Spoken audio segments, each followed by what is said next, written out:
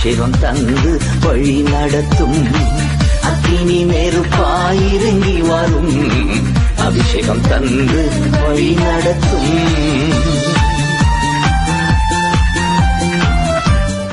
அதாவது இந்த நாளிலும் நாங்கள் வெளிப்படுத்தின விசேஷம் அதிகாரம் 2 குறித்து நாங்கள் பார்க்க இருக்கிறோம்.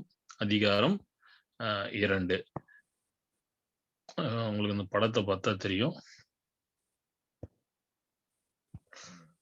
சோ ஆண்டவராகிய இயேசு கிறிஸ்து அந்த அதிகாரம் 1ல அப்போஸ்தலனாகிய யோவானுக்கு பத்ம தீவில் சிறையிலே இருக்கிறதான யோவானுக்கு தரிசனமாகிறார். எப்படி தரிசனமாகிறார்னா, இந்த படத்தை பார்த்தீங்கன்னா உங்களுக்கு தெரியும். அவர் 7 பொன் குத்து விளக்குகளின் மத்தியிலே நிலையங்கி தரித்தவராய், அவர் 7 நட்சத்திரங்களை தன் வலதுகையில ஏந்தினவராக, அங்க வெண்ணிறமான தலைமுடியோட கூட மார்பு கச்சைகளை கட்டி கொண்டவராக, உலைக்களத்தை போன்ற பாதங்களை கொண்டு அங்கே அவர் பட்டயத்தை போல பேசுகிற வார்த்தையை கொண்டு அவருக்கு தரிசனமாகிறார். சோ இதுக்கான விளக்கத்தை அந்த அதிகாரம் 1ல கடைசியில அவர் கொடுக்கிறார். என்னன்னு சொன்னா, அந்த 7 குத்து விளக்குகள் எது அப்படின்னா 7 சபைகள். அந்த 7 குத்து விளக்கு என்ன லிட்டரலான மீனிங்னா 7 சபைகள். எந்த 7 சபைகள் அப்படின்னு பார்த்தா, இந்த படத்தை பார்த்தீங்கன்னா துருக்கியில இருக்கிறதான 7 சபைகளை அவர் குறிப்பிடப்படுகிறது. எப்படி? எபேசு சபை, சிமர்னா சபை, பெர்கமு சபை, தியாத்ரா சபை, சர்தை சபை, பிலதெல்பியா சபை, லவோதிகா சபை. இப்ப இத்தனை 7 பட்டணங்களில் இருக்கிற 7 சபைகளை இது குறிக்கிறது. சரிங்களா? இப்ப ஏன் ஆண்டவர் யோவானுக்கு இப்படி ஒரு தரிசனத்தை கொடுக்க வேண்டும்? இப்படிதான் தரிசனம் கொடுக்கிறார். நீங்க படத்தை பார்த்தீங்கன்னா தெரியும். இப்படிதான் தரிசனம் கொடுக்கிறார் 7 பொன் குத்துவிளக்குகள் மத்தியில. சரி, ஏன் இந்த காரியத்தை அப்படி வெளிப்படுத்துகிறார் அப்படின்னா, அந்த கையில் இருக்கிற 7 நட்சத்திரங்களுக்கான விளக்கம் என்னன்னா, அந்த 7 சபைகளுடைய தூதர்கள்னா தேவதூதர்கள் இல்ல, இது அந்த சபைக்கு பொறுப்பான பாஸ்டர்மார்களுக்கு அவர் எழுதுறார். அப்ப அந்த சபையில ஒரு காரியம் நடக்குது, அதுல நல்லதாக இருக்கட்டும், அங்கே நடக்கிற கெட்டதா இருக்கட்டும், அதுல யாருக்கு பொறுப்புன்னா அந்த சபையிலே நடக்கிறதான பொறுப்பாக இருக்கிறதான மெய்ப்பர்களுக்கு தான் அதுக்குரிய அதிகாரம் உண்டு. அதுக்குரிய கான்சிக்வன்ஸும் அவங்களுக்கு தான். சரிங்களா? சோ அவர்கள் தான் அது பொறுப்பு. அந்த சபையில நடக்கிற எல்லா நல்லது கெட்டதுக்கும் அவர்கள் தான் அதுக்கு பொறுப்பு. நல்லது நடந்தாலும் அவர்கள் தான் பொறுப்பு, கெட்டது நடந்தாலும் அவங்க தான் பொறுப்பு. என்ன ஆண்டவர் என்ன பண்ண போறார்? அவங்க கிட்ட தான் கணக்கு இருக்கிறார் இந்த இடத்துல. சரிங்களா? அப்போ இங்க இந்த 7 சபைகளை குறித்தும் அவர் என்ன பண்றாரு? யோவானுக்கு சில காரியங்களை வெளிப்படுத்துறார். அந்த சபையிலே இருக்கிறதான திருத்தப்பட வேண்டிய சில விஷயங்களை குறித்து அங்கே யோவானுக்கு இந்த அதிகாரம் 2லே வெளிப்படுத்துறார். ஒவ்வொரு சபையிலும் ஒரு பிரச்சனை இருக்கு. சரிங்களா? அந்த பிரச்சனை எப்படிப்பட்ட பிரச்சனைன்னா, அந்த பிரச்சனை சரி செய்தால் மட்டுமே அங்கே நித்திய ஜீவனிலே பிரகாசிக்க முடியும், அங்கே நித்திய ஜீவனிலே அங்கே நுழைய முடியும். அப்படிப்பட்டதான பிரச்சனைகள். சரிங்களா? அப்போ நல்லா தெரிஞ்சுக்கணும். இப்ப சொல்ல போகிறதான சபையில இருக்கிற பிரச்சனைகள் நீங்க இண்டிவிஜுவலா நமக்குன்னு எடுக்கணும். அல்லேலூயா. எப்படி எடுக்கணும்? நமக்கு. ஆமென். இது எப்படி எடுக்கணும்? நமக்கு என்று நம்ம எடுக்க வேண்டும்.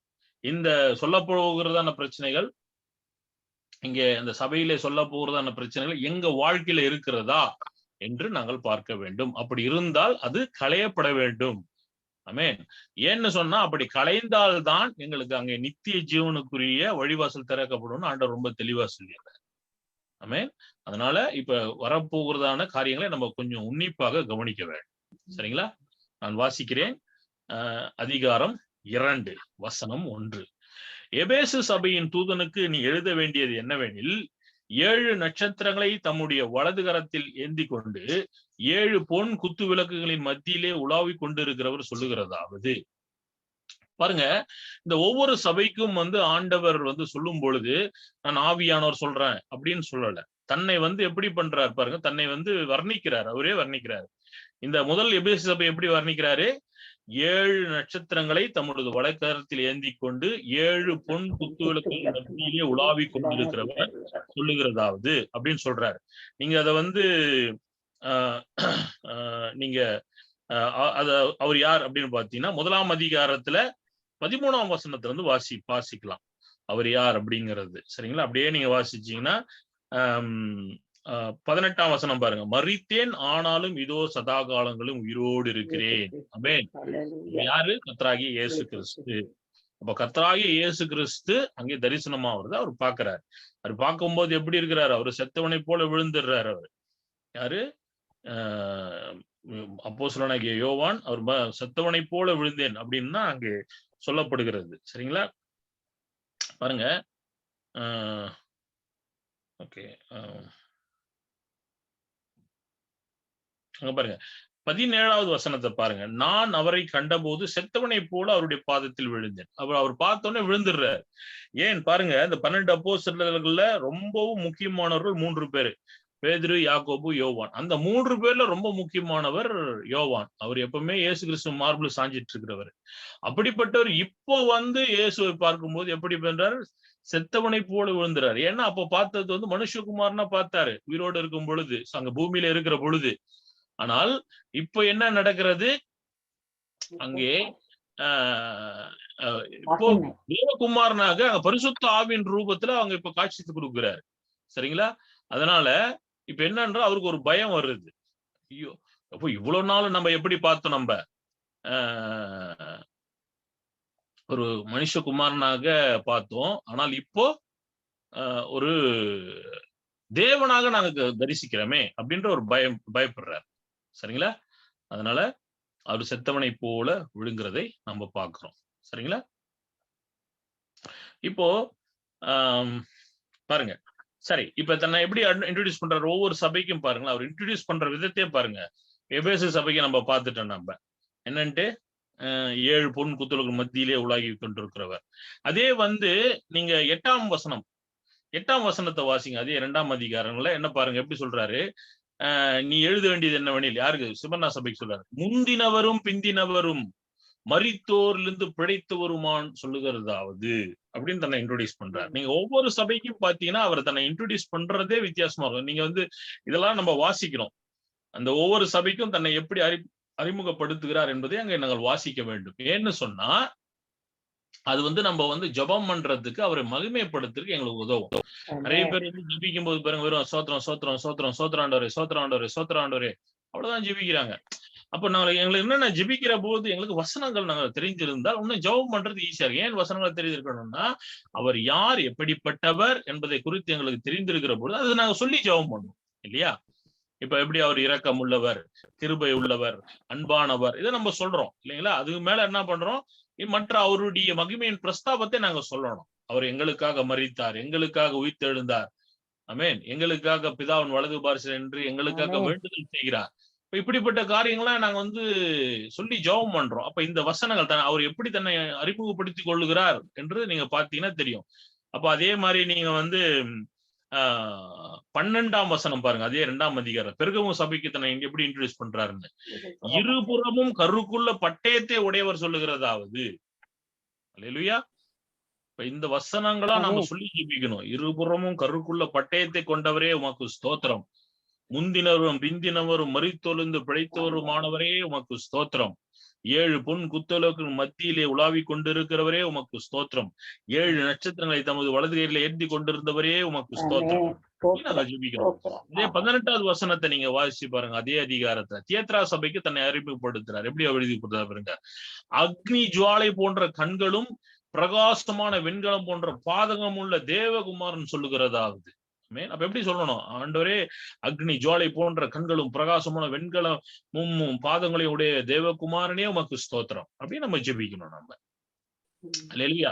அதே போல 3ஆம் அதிகாரம் 1ஆம் வசனம் பாருங்க. சர்தை சபைக்கு தன்னை அறிமுகப்படுத்துறார். எப்படி எழுதிப்படுத்து பாருங்க. தேவனுடைய 7 ஆவிகளையும் 7 நட்சத்திரங்களையும் உடையவர் சொல்லுகிறதாவது. ஆமென். அவரிடத்துல என்ன இருக்குது? 7 ஆவிகள், 7 நட்சத்திரங்கள். 7 நட்சத்திரங்கள் 7 சபையை குறிக்கிறது. 7 ஆவிகள் அங்கே பரிசுத்தாவினுடைய முக்கியமான ஊழியங்களை அது குறிப்பிடுகிறது. சரிங்களா? அது 7 ஆவிகள்ன்றது பரிசுத்தாவினுடைய எல்லா செயல்பாடுகளும் அந்த 7 ஆவிகளுக்குள்ளே அடக்கமாயிடுது. சரிங்களா? இப்ப எல்லாமே எங்களுக்கு சேர்ந்து எப்படி கொடுக்கப்பட்டிருக்கிறார்? பரிசுத்த ஆவியாக கொடுக்கப்பட்டிருக்கிறார். அவருடைய எல்லா செயல்பாடுகளும் பரிசுத்த ஆவிக்குள்ள அடங்கி இருக்கிறது. சரிங்களா?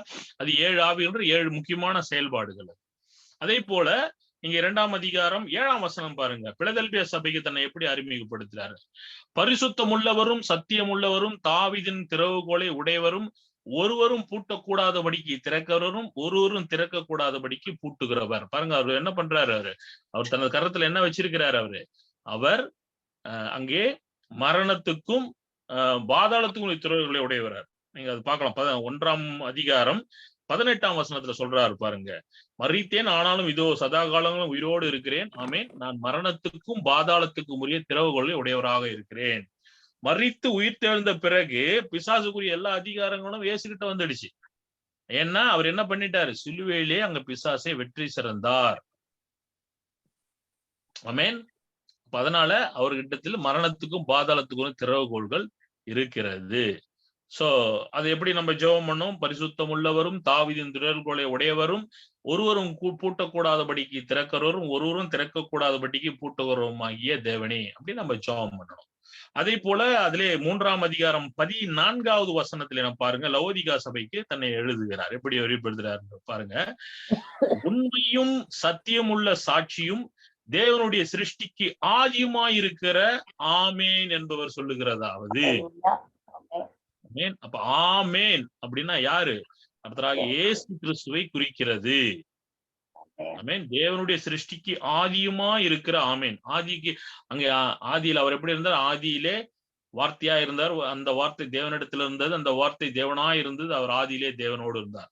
சகலமும் அவர் மூலமாய் உண்டாயிற்று. அப்போ யார் மூலியமாக? இயேசு கிறிஸ்துவின் மூலியமாக பிதாவாகிய தேவன் எல்லாவற்றையும் அங்கே சிருஷ்டித்தார். ஆமென். அப்ப நாங்க ஆமேன் சொல்லும் பொழுது யாரை சொல்லுகிறோம்? கர்த்தராகிய இயேசு கிறிஸ்துவை நாங்கள் குறிப்பிடுகிறோம். ஆமேன்னா அது இயேசுவை குறிக்கிறது. ஆமென். தேவனுடைய சிருஷ்டிக்கு ஆதியமாக இருக்கிறவர்.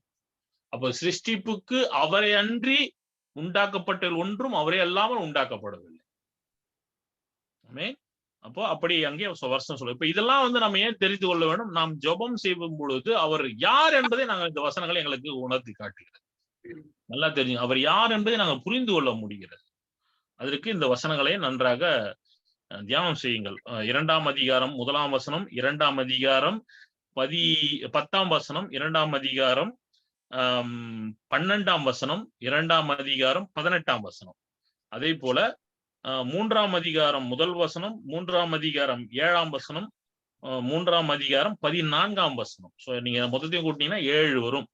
அப்போ 7 சபைகளுக்கும் தன்னை அவர் நீங்க இந்த அவர் எப்படி யோவானுக்கு அங்கே தரிசனமானாரோ அதன்படி அங்கே அவர் தன்னை வெளிப்படுத்துகிறார். சரி, ஓகே.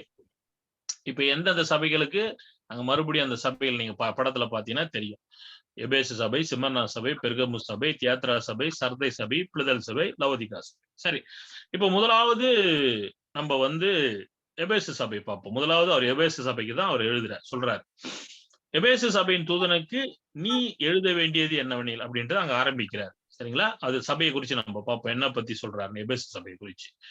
2ஆம் வசனத்தில் வாசிக்கிறோம் பாருங்க. 2ஆம் அதிகாரம் 2ஆம் வசனத்தில், உன் கிரியையிலும் உன் பிரயாசத்தையும் உன் பொறுமையையும் நீ பொல்லாதவர்களை சகிக்க கூடாமல் இருக்கிறதையும் அப்போஸ்தலர் அல்லாதவர்கள் தங்களை அப்போஸ்தலர் என்று சொல்லுகிறதை நீ சோதித்து அவர்களை பொய்யர் என்று கண்டிருக்கிறதையும் நீ சகித்து கொண்டிருக்கிறதையும் பொறுமையாய் இருக்கிறதையும் என் நாமத்தின் நிமித்தம் இலைப்படையாமல் பிரயாசப்பட்டதையும் அறிந்திருக்கிறேன். முதலாவது ஆண்டவர் என்ன பண்றாரு?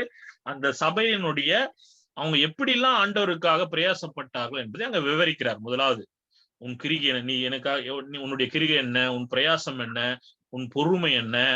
அப்போ தப்பா வர்றவங்களை நீ கரெக்டா சோதிச்சு இவங்க தப்பான ஆட்கள் நீங்க கண்டறிகிற விதங்கள். சரிங்களா? ஏன்னா இப்ப சபையில எல்லாரையும் விட்டுட முடியாது இல்லைங்களா? அப்போ அந்த நாட்கள்ல நமக்கு டெலிபோனோ டிவியோ ரேடியோவோ எதுவுமே கிடையாது. அப்போ ஒருத்தவங்க வந்தாங்கன்னா அவங்க அப்போஸ்தலன்னு சொல்லி வந்தாங்கன்னா எப்படி அவர்கள் உண்மையா அப்போஸ்தலர் தானா, அவர் பரிசுத்தாவை நடத்தப்படுகிறவர்கள் தானா, அவங்க வேதத்தை அறிந்தவர்கள் தானா என்பது பொறுத்துதான் அந்த சபையில அவங்கள பிரசங்கிக்க விட முடியும். அப்போ அவர்களை கரெக்டா ஐடென்டிஃபை பண்ணி, ஏன்னா இப்ப இருக்கிற மாதிரி இல்ல. இப்போ இந்தியாவில இருந்து ஒருத்தர் வராங்க, ஸ்ரீலங்கால இருந்து ஒருத்தர் வராங்கன்னா கிளியரா தெரிஞ்சிடும் இவர் இன்னார் இவர் இந்த ஊழியங்க பாக்குறாரு, இவர் சரியான ஆளு, இவர் தவறான ஆளு அப்படிங்கிறது நமக்கு ஈஸியா தெரிஞ்சிடும். அவர் வர்றதுக்கு முன்னாடி அவரை குறிச்சு தகவல் வந்துடும். சரிங்களா? ஆனா அந்த நாட்கள்ல அப்படி கிடையாது இல்லைங்களா? அப்ப என்னன்னா ஒவ்வொரு இடங்களுக்கா ஒருத்தவங்க போயிட்டு நான் அப்போஸ்தலன், நான் போதகர், நான் ஒரு பிரசங்கியார், நான் ஒரு தீர்க்கதரிசி அப்படின்னு சொல்லும்போது அப்ப என்ன பண்ணும்? சபையில அவர்கள் பிரசங்கிக்க அனுமதிப்பார்கள். ஆனால் அவர்கள் எப்படிப்பட்டவர்கள் என்பதை இந்த சபை சோதித்தறிந்துதான் அவங்கள பிரசங்கிக்க விட்டுருக்கு. அப்ப அதெல்லாம் ஆண்டவர் பாக்குறாரு. சோ அதெல்லாம் சொல்லிடுறாரு. நீ என் நாமத்தை நிமித்தம் இளையப்படையாமல் பிரயாசப்பட்டது அப்படிங்கிறார். அப்ப நீ எனக்காக ரொம்ப நீ பிரயாசப்பட்டிருக்கிற, உன் கிரிகளை காமிச்சிருக்கிற, உனக்கு பொறுமையா இருந்திருக்கிற எல்லாம் சொல்லிடுறாரு. இப்ப என்ன பிரச்சனை? இப்ப நல்லா இருந்தவங்க தான் இந்த சபை. ஆனாலும் இப்ப சொல்றாரு, ஆனாலும் 4வது வசனம் சொல்றாரு, நீ ஆதியிலே கொண்டிருந்த அன்பை விட்டாய் என்று உன் பேரில் எனக்கு ஒரு குறையுண்டு. ஆமென். அல்லேலூயா. சிஸ்டர் வாய்ஸ் மட்டும் தான் கேக்குது, மத்தவங்க வாய்ஸ் எல்லாம் யாருக்கு நம்ம எடுக்கணும்? இந்த வசனத்தை நமக்கென்று இதை நாங்கள் எடுக்கணும். நாங்கள் ஆதியிலே கொண்டிருந்த அன்பு, அந்த அன்புக்கு ஈடாக இப்பொழுது எங்களிடத்தில் இருக்கிறதா? இயேசு கிறிஸ்துவை சொந்த ரட்சகராக ஏற்றுக்கொண்ட போது தேவன் பேரிலே இருந்த அன்பு இப்பொழுது இருக்கிறதா? முதலிலே நாங்கள் சபைக்கு வந்த காலகட்டங்களில் கிறிஸ்துவுக்காக ஜீவனையே கொடுக்கிற அளவுக்கு பட்ட பிரயாசங்கள் இப்பொழுது இருக்கிறதா? இதான் ஆதியிலே கொண்டிருந்த அன்பு. ஆதியிலன்னா ஆரம்ப நாட்களிலே, இயேசுவை ஏற்றுக்கொண்ட நாட்களிலே இருந்த அன்பு இப்பொழுது இருக்கிறதா? இதுதான் கேள்வி. இது எல்லாருக்கும் நம்ம கம்பேர் பண்ணலாம் தானே, இல்லையா? எல்லாரும் கம்பேர் பண்ணலாம். இந்த வசனத்தை எல்லாருக்கும் சம்பந்தமானது இது. ஆமென். ஆகையால் இப்ப பாருங்க, இந்த எபேசு சபை எப்படிப்பட்டதா இருக்குதுன்னா, ஆரம்பத்துல தேவன் பேர்ல அன்பா இருந்த சபை. சரிங்களா? இந்த சபை எப்படி யாரால் உருவாக்கப்பட்டது? பவுலினால உருவாக்கப்பட்டது. நீங்க இது கிபி 60ல இருந்து 62க்குள்ள உருவாக்கப்பட்டிருக்கணும் என்று சொல்லப்படுகிறது. ஆனால் இந்த வெளிப்படுத்த விசேஷம் எப்பொழுது எழுதப்பட்டது அப்படின்னா 95ல இருந்து 96க்குள்ள இருக்கலாம்.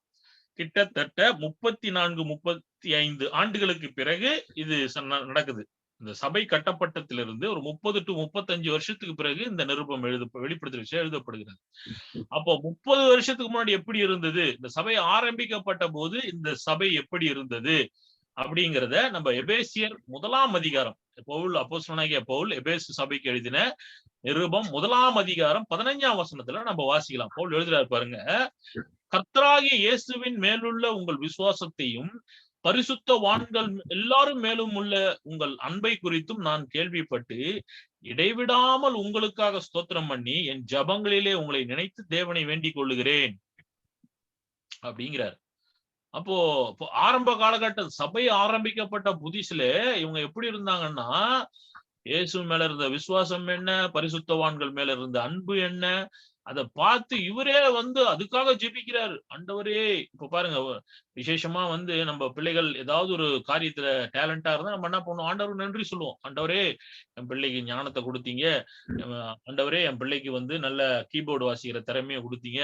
என் பிள்ளைக்கு நல்லா படிக்கிற படிப்பை கொடுத்தீங்க.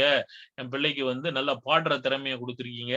என் பிள்ளைக்கு நல்லா பிரசங்கம் பண்ண திறமை கொடுத்துருக்கீங்க அப்படின்னு உங்களுக்கு என்ன, உங்கள் பிள்ளைகளுக்கு என்ன தாளந்துகளை, திறமைகளை ஆண்டவர் கொடுத்திருக்கிறாரோ அதுக்கு நம்ம நன்றி சொல்லுவோம், இல்லையா? அப்படித்தான் பவுல் இந்த சபைக்கு நன்றி சொல்றார் ஆண்டவரிடத்துல. ஆண்டவரே, இந்த சபை எப்படி இருக்குது? விசுவாசத்திலும் அன்பிலும் பிரமாதமா இருக்கிறாங்க இவங்க, அதுக்காக நான் நன்றி சொல்றேன்னு ஆண்டவருக்கு நன்றி சொல்றாரு. அப்போ விசுவாசத்திலும் அன்பிலும் இவர்கள் சாட்சியுள்ள ஒரு சபையாக இருந்தவர்கள் ஒரு காலகட்டத்துல. அப்படி இருந்தவர்கள் 30-35 வருஷத்துக்கு பிறகு இப்ப எப்படி இருக்கிறாங்க அப்படின்னு பார்த்தா, எப்படி இருக்கிறாங்க? ஆதியிலே கொண்டு இருந்த அன்பை விட்டா என்று குறையணும். பரிசுத்த ஆவியானவர் அப்போஸ்தலனாகிய யோவான் மூலியமாக இப்ப நிருபத்தை எழுதுறார். அல்லேலூயா. ஆமென். ரட்சிக்கப்பட்டு எத்தனை ஆண்டுகள் ஆகிறது? ஆரம்பிக்கப்பட்ட புதிலே, நாங்கள் கிறிஸ்தவர்களாக மாறின புதிலே, நாங்கள் ரட்சிக்கப்பட்ட புதிதிலே, இயேசு ஏற்றுக்கொண்ட புதிதிலே நாங்கள் எப்படி இருந்தோம் அப்படியே இன்னும் இருக்கிறோமா? அதுதான் கேள்வி. அப்படி இருந்தா நம்ம ஆதி அன்பில இருக்கிறோம். அதை விட குறைஞ்சிருந்தா இந்த வசனத்துக்கு நாம் சொந்தக்காரர்கள். ஆமென். அல்லேலூயா. அப்ப ஆதியில இருந்த அன்பு இப்ப இருக்குதா? நீங்களே கேட்டுக்கொள்ளுங்க. உங்களுக்கு தெரியும், ஆண்டவராகிய இயேசு கிறிஸ்து தெரியும், நீங்க ஆதியில கொண்டிருந்த அன்பு இப்பவும் இருக்குதான்றது. ஆமென். உங்கள் மனசாட்சிக்கு தெரியும், நீங்க ஆதியிலே கொண்டிருந்த அன்பிலே இன்னும் இருக்கிறீர்களா? இந்த சபை அப்படி இல்ல. ஆதியில இருந்த அன்புல இல்ல. மற்ற எல்லாத்துலயும் இருக்கிறாங்க. இன்னும் கிரிகை இருக்கு, இன்னும் பிரயாசம் இருக்கு. ஆனா அந்த ஆதியில இருந்த அன்பு இல்ல. ஆமென். இது எப்படி இருக்குன்னா, இப்ப கணவன் மனைவி 2 பேர் இருக்காங்க திருமண பந்தத்துல, சரிங்களா? கணவன் மனைவி இப்ப கணவனோ இல்ல மனைவியோ என்ன பண்றாங்க, எல்லா கடமையும் கணவன் அவருடைய கடமையை செய்றார், மனைவி அவங்களுடைய கடமை செய்றாங்க. ஆனா அவங்களுக்குள்ள அன்பு இல்லைன்னு வைங்களேன், எப்படி இருக்கும் கொஞ்சம் யோசிச்சு பாருங்களேன். மனைவி எல்லா குடும்பத்துல மனைவி எல்லா வேலைகளும் செய்யறாங்க. ஆனா கணவன் பேர்ல அன்பே இல்ல. அப்படின்னா கணவனுக்கு சந்தோஷப்படுவாரா? குளு குளுன்னு இருக்கும் இல்லையா? ம். சொல்லுங்களேன் ப்ளீஸ். கணவனுக்கு எப்படி இருக்கும்? கவலையா இருக்கும். கவலையாக இருக்கும். எஸ். ரொம்ப கவலையாக இருக்கும். அப்படிதான் பேசணும் சிஸ்டர். அப்படிதான் பேசணும். பேசும்போது அப்படிதான் வந்து பிரசங்கம் பண்றவங்களுக்கு ஒரு சந்தோஷமா இருக்கும். இன்டராக்ட் பண்ணணும். அதுக்கு தான் நான் கேள்வி கேட்கிறேன். அப்போ தேங்க் யூ சிஸ்டர். அப்போ கணவனுக்கு எப்படி இருக்கும்? ரொம்ப கவலையா இருக்கும். மனைவி வந்து எல்லா வேலையும் செய்றாங்க. குடும்ப வேலையெல்லாம் செய்றாங்க. ஆனா கணவன் பேர்ல வந்து அன்பு இல்ல அப்படின்னும்போது கணவனுக்கு ரொம்ப கவலையா இருக்கும். அதே மாரி கணவனும் வந்து எல்லா வேலையும் குடும்பத்துடைய எல்லா வேலைகளும் செய்றாரு. ஆனா மனைவியிடத்துல அன்பு இல்லன்னு வையுங்களேன், அடிப்படை உறவிலே சிக்கல் ஏற்பட்டுவிடும். அப்போ நாம வந்து ஆண்டவருக்காக பிரயாசப்படுறோம், ஆண்டவருக்காக கிரியில பண்றோம்னு பேர் இருக்குதே தவிர, ஆண்டவர் பேர்ல அன்பு இல்லன்னு வையுங்களேன், ஆண்டவர் எவ்வளவு கவலைப்படுவாரு. நம்ம வந்து ஒரு போதனையை ஏற்றுக்கொள்கிறதாக இருக்கட்டும், ஆண்டவருக்கு சேவை செய்கிறதாக இருக்கட்டும், அதற்கு அடிப்படையே தேவ அன்புதான். தேவன் பேரில் இருக்கிற அன்புதான் அடிப்படையானது நாம் போதனைகளை ஏற்றுக்கொள்கிறதும் சேவை செய்வதும். ஆமென். அப்போ இந்த புதிய ஏற்பாட்டுல பாருங்க, 2 வசனம் தான் முக்கியமானது. 2 காரியம் தான் முக்கியமானது. மார்க் 12ஆம் அதிகாரம் 30ல இருந்து 31 வரை உள்ள வசனங்கள், லூக்கா 10ஆம் அதிகாரம் 27வது வசனம், மத்தேயு 22ஆம் அதிகாரம் 37ல இருந்து 40 உள்ள வரை வசனங்களை நம்ம வாசிச்சோம்னா 2 பிரதான கட்டளை தான் இருக்குது. என்னது? உன் தேவனாகிய கர்த்தரிடத்தில் உன் முழு இருதயத்தோடும், உன் முழு ஆத்துவோடும், உன் முழு மனதோடும் அன்பு கூறுவாயாக. இதான் ஃபர்ஸ்ட். ஆமென். அதுபோல 2வது பிரதான கட்டளை என்ன? நீ உன்னிடத்தில் அன்பு கூறுவது போல பிறனிடத்திலும் அன்பு செய். 2 பிரதான கட்டளை தான். ரொம்ப பெரிய விளக்கங்கள் தேவையில்லை. மற்ற எல்லா காரியங்களும் இந்த 2க்குள்ளதான் அடங்கிடுது. அப்ப ஃபர்ஸ்ட் பிரதான கட்டளை என்ன? தேவனிடத்துல அன்பு கூறுறது. ஆமென். அல்லேலூயா. அப்ப அந்த தேவனிடத்தில் அன்பு கூறுறது தான் நம்மளுடைய புதிய ஏற்பாட்டுல பிரதானமான காரியம். அல்லேலூயா.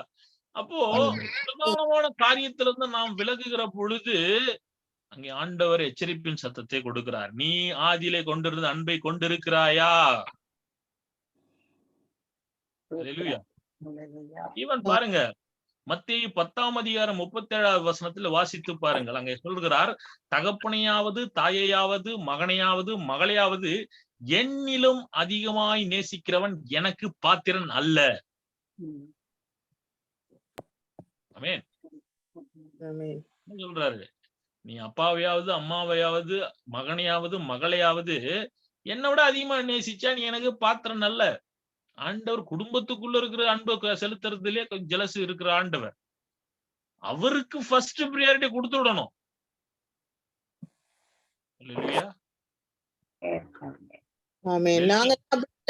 நாங்கெல்லாம் ஆதி இருந்த அன்போட கூடவே தான் எங்களுக்கு போய்கொண்டிருக்கு. ரொம்ப சந்தோஷம் சிஸ்டர். சீரியஸாவே அது ஆண்டவர் எதிர்பார்க்கிறார். அதான் எதிர்பார்க்கிறார். ஆப்வியஸ்லி ரொம்ப சந்தோஷம்.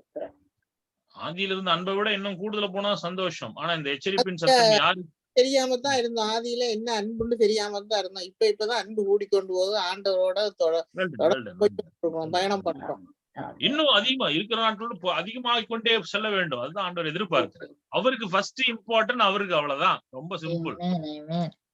அவருக்கு தான் முதல் இடம். சும்மா வந்து நம்ம சொல்லிட்டு இருக்க கூடாது. ஆண்டவர் ஒரு பிரேயருக்கு வர்றதுக்காக இல்ல ஒரு ஆண்டவர் காரியத்தை செய்யறதுக்கோ நம்ம என்ன பண்ண கூடாது, எக்ஸ்கியூஸ் சொல்லிட்டு இருக்க கூடாது. அதுக்கான விளக்கம் அதுதான்.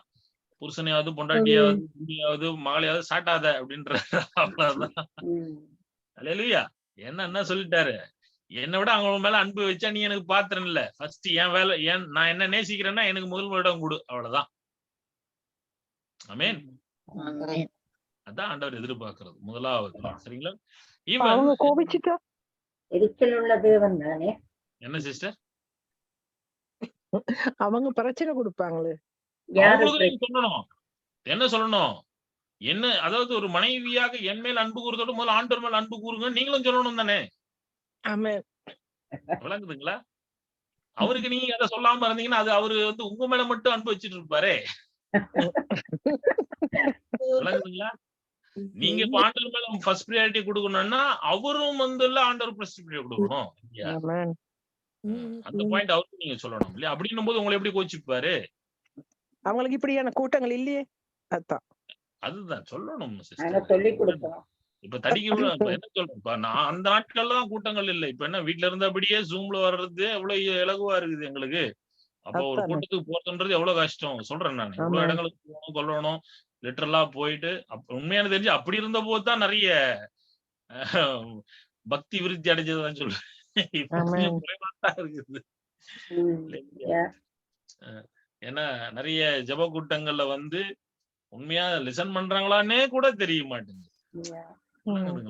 ஈவன் அது வந்து வந்துடும் ஆட்டோமேட்டிக்கா வந்து ஒரு லேசினஸ் வந்துடும். சரிங்களா? எனிவே சரி, நம்ம விஷயத்துக்கு வருவோம். அப்போ ஆதி அன்பு, அந்த அன்பு தான் ரொம்ப பிரதானமாக இருக்கிறது. சரிங்களா? அது அதனாலதான் இந்த எபேசு சபை ஆரம்பிக்கப்பட்ட புதிதிலே ரொம்ப அன்புள்ள ஒரு சபையாக இருந்தது. ஆனால் இப்போ அந்த ஆதியில அன்புல குறைஞ்சி போச்சு. சோ அந்த அன்பு அப்படிங்கறதுதான் பிரதானம். பிரதான கட்டளைகள்ல முதல் கட்டளை அதுதான். உன் தேவனாகிய கர்த்தரிடத்தில் முழு இருதயத்தோடும் முழு ஆத்துமாவோடும் முழு மனதோடும் அதே போலதான் உன் தகப்பனையாவது தாயாவது மகனையாவது மகளையாவது என்னிலும் அதிகமாக நேசிக்கிறவன் எனக்கு பாத்திரம் அல்ல அப்படின்றார். ஈவன் சில வசனங்களை கூட நான் உங்களுக்கு ரெஃபர் பண்ண விரும்புறேன். இந்த 1 கொரிந்தியர் 7ஆம் அதிகாரம் 32 35 யாராவது ஒருத்தர் வாசிங்க பிளீஸ். அப்ப அது கொஞ்சம் தெரியும். அது அந்த வசனம் என்ன எங்களுக்கு சொல்லுகிறது என்று சொன்னா, துணையின் அன்பை விட தேவனுடைய அன்பு அதிகமா இருக்க வேண்டும் என்ற அடிப்படையிலே அங்க பவுல் எழுதுகிறார். ஆமென். 7ஆம் அதிகாரம் 32 35 வரைக்குள்ள வசனம் வாசிங்க. நீங்கள் கவலையற்றவர்களாய் இருக்க விரும்புகிறேன். விவாகம் இல்லாதவன் கர்த்தருக்கு எப்படி இருக்கலாம் என்று கர்த்தருக்குரியவர்களுக்காக கவலைப்படுகிறான். விவாகம் பண்ணினவன் தன் மனைவிக்கு எப்படி இருக்கலாம் என்று உலகத்துக்குரியவர்களுக்காக கவலைப்படுகிறான். அதுபோல மனைவியானவளுக்கும் கன்னிகைக்கும் வித்தியாசம் உண்டு. விவாகம் இல்லாதவன் சரீரத்திலும் ஆத்துமாவிலும் பரிசுத்தமாயிருக்கும்படி கர்த்தருக்குரியவர்களுக்காக கவலைப்படுகிறான். விவாகம் பண்ணினவள் தன் புருஷனுக்கு எப்படி பிரியமாயிருக்கலாம் என்று உலகத்துக்குரியவர்களுக்காக கவலைப்படுகிறாள். இதை நான் உங்களை கண்ணியில் அகப்படுத்த வேண்டும் என்று சொல்லாமல் உங்களுக்கு தகுதியா இருக்கும் என்றும் நீங்கள் கவலை இல்லாமல் கர்த்தரை பற்றி கொண்டிருக்க வேண்டும் என்றும் உங்கள் சுய பிரயோஜனத்துக்காகவே தகுதியா இருக்க வேண்டும் என்றும். ஆமென். அப்ப அவர் என்ன சொல்றாரு, நீங்க ஒரு கல்யாணம் பண்ணிட்டீங்கன்னா மனுஷி புள்ளிகளை பார்க்க வேண்டிய சூழ்நிலை போயிடும், ஆண்டவர் மேல வந்து இதுவாயிடும். அதனால முடிஞ்ச வரைக்கும் நீங்க என்ன பண்ணுங்க, கல்யாணம் கட்டாம ஆண்டவர் மேல அன்பா இருங்கன்ற அந்த அடிப்புல சொல்றேன். ஆனால் அந்த ஒரு வார்த்தை சொல்றாரு, உங்களை கண்ணில் அகப்படுத்த வேண்டும் என்று நான் சொல்லாமல். அதுலயும் ஒரு இடத்துல சொல்றாரு, வேகுவதை காட்டிலும் விவேகம் பண்ணுவது நலம்னு சொல்றாரு. அப்போ கல்யாணம் பண்ணாம ஊழியம் செய்ய முடியும் பண்றவங்க மட்டும்தான் ஊழியம் செய்யணும், எல்லாரும் செய்ய முடியாது. அது முடியாதுன்றவங்க திருமணம் செய்து விடுவேன். சரிங்களா? அதுதான் வசனம் அங்கே சொல்ல. இப்ப இந்த வசனங்கள் எங்களுக்கு என்ன குறிக்குதுன்னா, தேவனுடைய அன்பு ரொம்ப பிரதானம்ன்றது அது எங்களுக்கு அங்க வெளிப்படுத்துது. சரிங்களா? இப்ப இந்த 1 கொரிந்தியர் 13ஆம் அதிகாரம் 3ஆம் வசனம் நான் வாசிக்கிறேன் பாருங்க. 13:3 பாருங்க. எனக்கு உண்டான எல்லாவற்றையும் நான் அன்னதானம் பண்ணினாலும் என் சரீரத்தை சுட்டரிக்கப்படுவதற்கு கொடுத்தாலும் அன்பு எனக்கு இராவிட்டால் எனக்கு பிரயோஜனம் ஒன்றுமில்லை. ஈவன் நம்ம ரத்த சாட்சியா மறிக்கிறவர்களாக இருந்தால் கூட சரி, அன்பு இல்லாமல் இருந்தால் அதுல ஒரு பிரயோஜனமும் கிடையாது. ஆமென். யாரிடத்துல இல்ல, தேவனிடத்துல. தேவனிடத்தில் உண்மையாக அன்பு இருக்கிறவன் என்ன அடையாளம்? பக்கத்துல இருக்கிற சகோதரனிடத்துல அன்பா இருக்கும், அதான் அடையாளம். நல்லா தெரிஞ்சுக்கங்க. ஆமென். அவங்க வந்து ஆண்டவர்கிட்ட அன்பா இருக்கிறவன் சொல்றவன் பக்கத்துல இருக்கிற சகோதரனிடத்துல இல்லைன்னு சொன்னா அவன் ஆண்டவர் இடத்துல அன்பா இருக்குன்னு சொல்றது. அதான் கான்செப்ட். ஏன்னா கண்ணுக்கு தெரிகிற சகோதரனை நேசிக்க முடியாதவர்கள் எப்படி கண்ணுக்கு தெரிந்த கண் கண்ட சகோதரன் தேவனிடத்தில் தெரியாத அன்பிற்கு காரணமே அன்பாக இருக்க முடியாது. சரியா? அப்போ ஆண்டவர் ரொம்ப அப்போ இந்த எபேசு சபை அங்கே சபை துவங்கப்பட்ட போது இருந்த அன்புக்கு மறுபடியும் வரணும் அப்படிங்கறத அங்க ஆண்டவர் எதிர்பார்க்கிறார். சரிங்களா? அப்போ இப்போ அன்பா இல்லைன்னா இயேசு சாட்சியா கூட நம்ம தொடர முடியாது. அன்புதான் பிரதானம் இல்லையா? அப்ப அந்த தேவ அன்பு யாரிடத்தில் இருக்குதோ அந்த அன்பு தான் மனித அன்புக்கும் அது அடிப்படையாக இருக்கும். சகோதர அன்புக்கும் அது அடிப்படையாக இருக்கும். சகோதர அன்புகிட்ட அன்பா இருக்கிறதுனால அது தேவ அன்பு வர்றது இல்ல. தேவ அன்பு ஒருத்தர்கிட்ட உண்மையாக இருக்கிற பட்சம் சகோதர அன்பு தானா வந்து. அல்லேலூயா. அப்போ மத்தேயு 5:15 சொல்லுது பாருங்க, விளக்கை கொளுத்தி மரக்காலால் மூடி வைக்காமல் விளக்கு தண்டின் மேல் வைப்பார்கள், அப்போது வீட்டுள்ள யாவருக்கும் வெளிச்சம் கொடுக்கும். அப்ப அன்பா இருக்கிற மனுஷனை ஈஸியா ஐடென்டிஃபை பண்ண முடியும். அப்ப கனி உள்ளவர்களை அவரவர்கள் கனியினால அறியலாம். அந்த கனியில பிரதான அன்பு. சரி, இப்போ பாருங்க, ஈவன் அந்த 1 யோவான் 4:20 சொல்லுகிறது, தேவனிடத்தில் அன்பு கூறுகிறவன் என்றும் ஒருவன் சொல்லியும் தன் சகோதரனை பகைத்தால் அவன் பொய்யன். தான் கண்ட சகோதரனிடத்தில் அன்பு கூறாமல் இருக்கிறவன் தான் காணாத தேவனிடத்தில் எப்படி அன்பு கூறுவான்? அல்லேலூயா.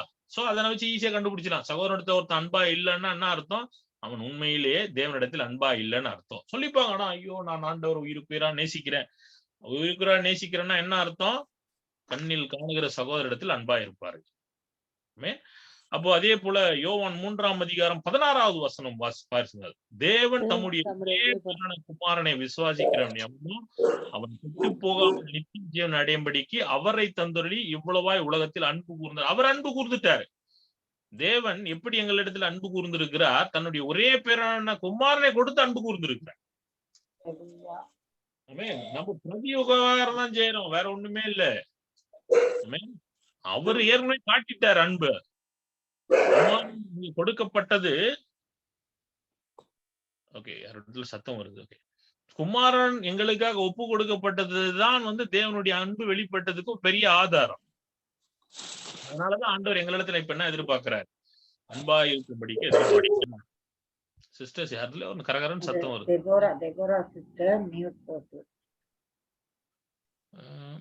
போட்டா இல்ல, சத்தம் கூட வருது.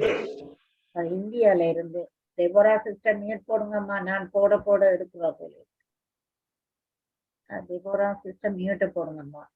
ஓகே, கரபரவர்னு சத்தம் வருது. எங்க கவனி. Okay okay, thank you. எத்தனையா போயிட்டாங்க.